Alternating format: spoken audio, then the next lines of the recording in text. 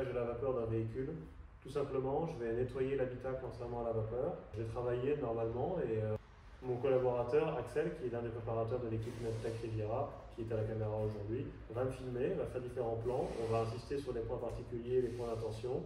Et voilà, c'est une petite vidéo de rafraîchissement qu'on va essayer d'en faire un peu plus souvent. Excusez-nous pour le long silence sur la chaîne, on a eu beaucoup de boulot. Pour optimiser au mieux l'utilisation d'un générateur vapeur. Là, le modèle junior de chez Technovap, qu'on met à location chez Medtech et avec lequel on travaille sur tous les véhicules de nos clients. C'est parti pour la vidéo et on se retrouve à la fin pour un petit débrief.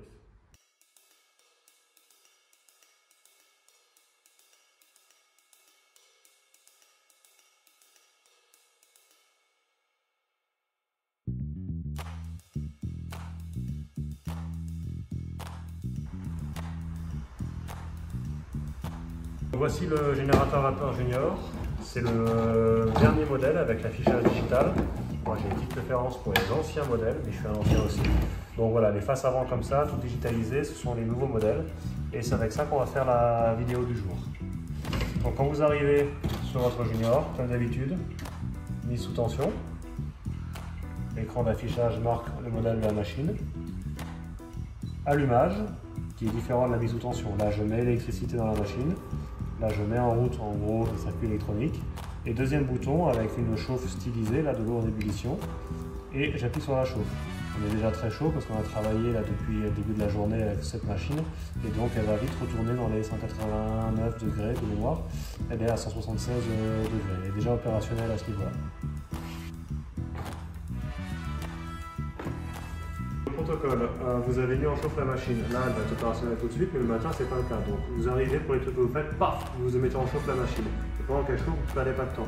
Vous allez préparer votre matériel et apprêter le véhicule pour pouvoir travailler. On commence toujours par le nettoyage intérieur. Et j'en reviendrai pourquoi après.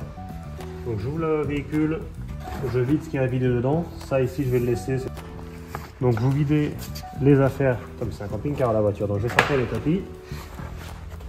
Le pliable en véhicule d'intervention pour le travail en mobilité. Essayez de travailler toujours à hauteur. Hop, je passe de l'autre côté. Bon, le coffre, j'y toucherai pas vu ce qu'il y a dedans, mais ça n'empêchera pas de faire la vie des hauts. Je comprends pourquoi le siège est rabattu. On n'en aura pas sur le coffre d'Axel, qui nous prête aimablement sa voiture pour la vidéo. À jeter? Oui. Ok, donc du coup, si vous avez des éléments qui sont évidemment achetés, vous en profitez pour les jeter au passage.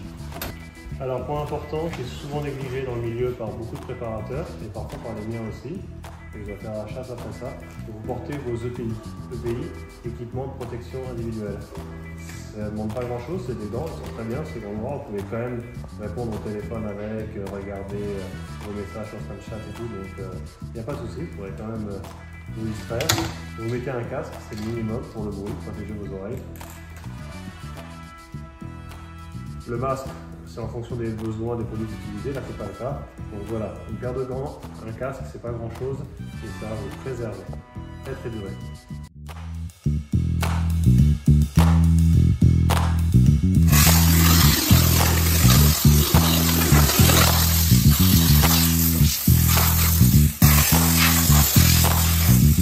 Parfois vous aurez des charnières comme ça qui sont un peu sales, un peu difficiles d'accès. C'est juste la vapeur, ça peut être compliqué d'avoir ça. Donc un petit coup de nettoyant jante et pré-lavage. Donc c'est votre APC extérieur, hein, en gros. Frottement multi-surface un peu costaud. Ça c'est le pinceau qu'on utilise pour les jantes. Et vous venez gratter ça. Et après, je vais vous faire sauter tout ça à la vapeur.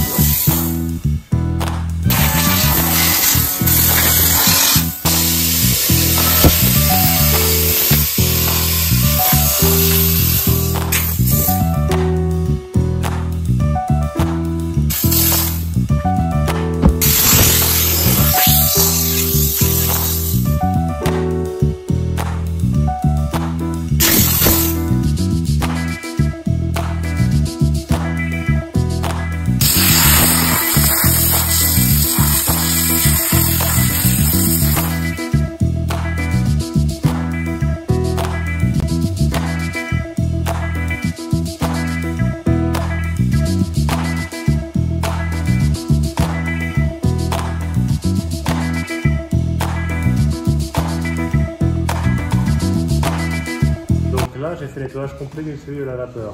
Vous ouvrez la portière, vous faites le passage de porte, les ouvrants. C'est très important. Commencez par ça et c'est pour ça qu'on commence par le nettoyage intérieur. Parce que les ouvrants, ils vont projeter de la saleté. Là, ils n'étaient pas très sales, mais parfois ils le sont et ils projettent de la saleté sur la carrosserie. Si vous avez lavé l'extérieur avant, vous devrez recommencer. Donc vous faites d'abord l'intérieur et vous commencez par les ouvrants. Et ensuite, vous allez de l'extérieur vers l'intérieur. Je vais commencer par mon panneau de porte. Et ensuite, je suis rentré dans mon habitacle et j'ai fait mon siège. J'ai fait ma partie tableau de bord. J'en ai profité pour faire la colonne centrale. J'ai basculé mon siège et ensuite j'ai fait la cellule arrière. Sur un véhicule normal, pas une véhicule Renault, je serais allé faire le coffre, mais là il s'ouvre plus, il est plein de bordel. Donc on va basculer de l'autre côté et on va faire le même travail sur la cellule conducteur et je vous montrerai le travail spécifique du pédalier et du volant. Ok, donc là je vais attaquer la cellule conducteur. Cellule conducteur, la spécificité c'est qu'en plus on a le pédalier et là en l'occurrence le sol intégré, qui est dégueulasse. Et de nouveau les charnières sont bien sales. Donc là il y a un petit pré-lavage à faire avant, une petite préparation avant d'arriver avec le lavage.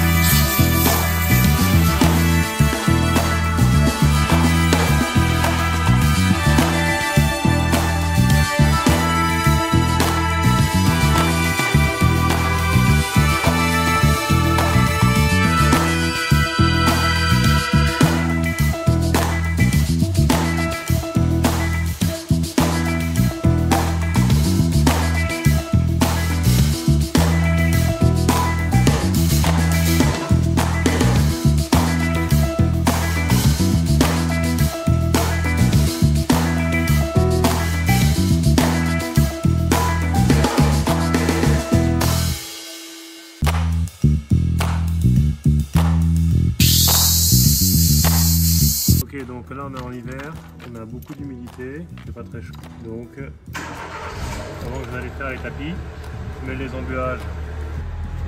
Ouais. Ah, j'avais pas vu ça. Et ben, on va donner un coup sur les boutons ici alors. Hein. Bougez pas.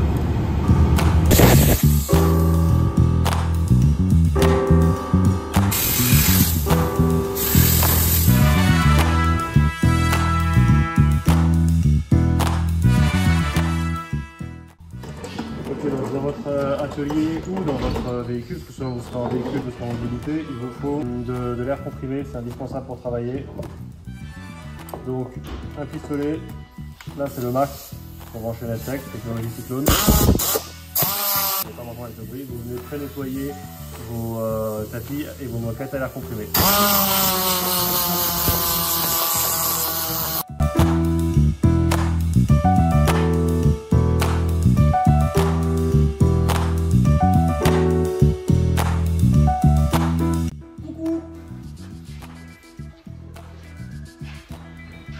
Ok, on est reparti. Donc pour les tapis, très simple, vous vous mettez sur un plan de travail, vous allez vaporiser de la vapeur humide, les déplacer, ensuite brosser à brosse vapeur sèche, vous allez voir, et ça va donner un petit coup de frais, un petit coup de douce au tapis, ça ne peut pas faire de mal. Donc vapeur humide.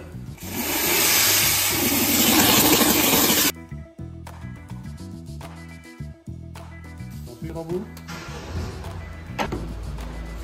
N'oubliez pas de verrouiller. Ah, tenez, vous voyez, ça clignote là sur mon pistolet. C'est un rappel de commande de la machine. Si je regarde la machine, elle clignote également. Ça veut dire qu'elle a besoin d'eau.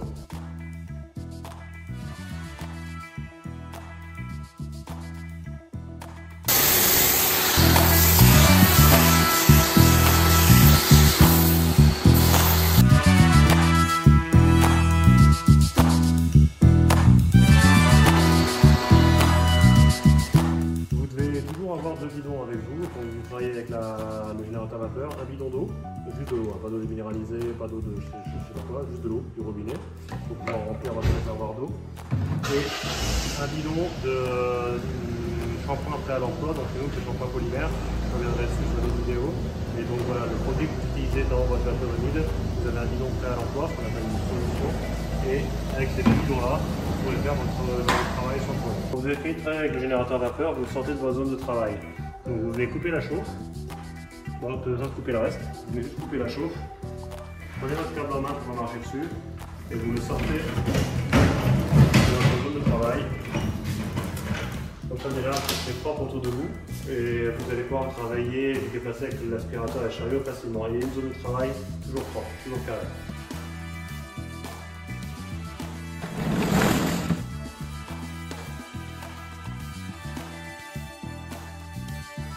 Lorsque vous faites la phase de finition, donc la finition quand vous travaillez à la vapeur, c'est aspirateur et chariot. Nettoyage à sec le chariot. Ça c'est la phase de finition. La vapeur a fait l'essentiel du travail. Mais il y a peut-être le chariot, vous l'avez vu en début de vidéo. Le nettoyeur habitacle, un APC intérieur, la microfibre qui va avec, un pinceau éventuellement, le dressing que j'ai utilisé sur les tapis tout à l'heure, et les vitres. Et donc ce que je viens faire, je viens aspirer ma cellule, on travaille cellule par cellule, et je viens trépasser ma microfibre, donc là à sec, par défaut, pour vérifier, bien sécher et vérifier que j'ai rien oublié. Si je vois des choses qui ne me plaisent pas, je peux donner un petit coup de nettoyeur habitacle pour aller faire les reprises. Globalement, vous verrez qu'on travaille à la vapeur, c'est très propre, il y a très peu de choses à reprendre. Là par contre, il y a une partie qui est un peu maculée, que la vapeur n'a pas fait sauter, puis j'ai forcément vu. Je mets mon APC, mon petit coup de pinceau, je nettoie.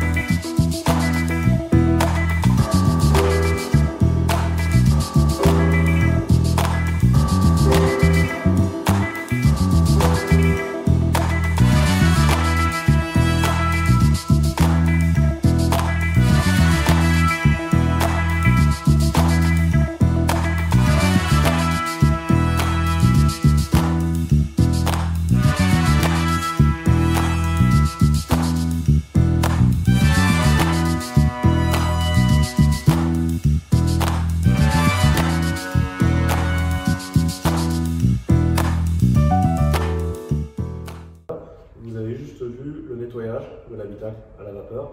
On aura plein d'autres vidéos sur lesquelles il y aura des lavages extérieurs à la vapeur, donc pas de souci. Là vous avez vu le protocole de nettoyage intérieur. N'hésitez pas à réagir dessus, déjà si vous-même vous êtes un professionnel qui travaille à la vapeur. Si vous travaillez différemment de nous, c'est toujours intéressant d'échanger sur les techniques. Et si vous êtes quelqu'un qui serait intéressé, un préparateur auto-professionnel qui travaille classiquement à sec, produits chimiques, et qui voudrait passer à la vapeur, poser quelques questions complémentaires auxquelles je n'aurais pas forcément pensé à répondre par anticipation dans la vidéo. Et voilà, n'hésitez pas de toute façon, vous interagissez sur la vidéo, vous commentez, vous posez vos questions, en général on répond très rapidement, et on est là pour ça, pour expliquer, pour démythifier, dégrossir un petit peu autour de la vapeur. Merci pour votre attention, merci pour la vidéo, merci à mon caméraman, et je vous dis à bientôt pour la prochaine vidéo.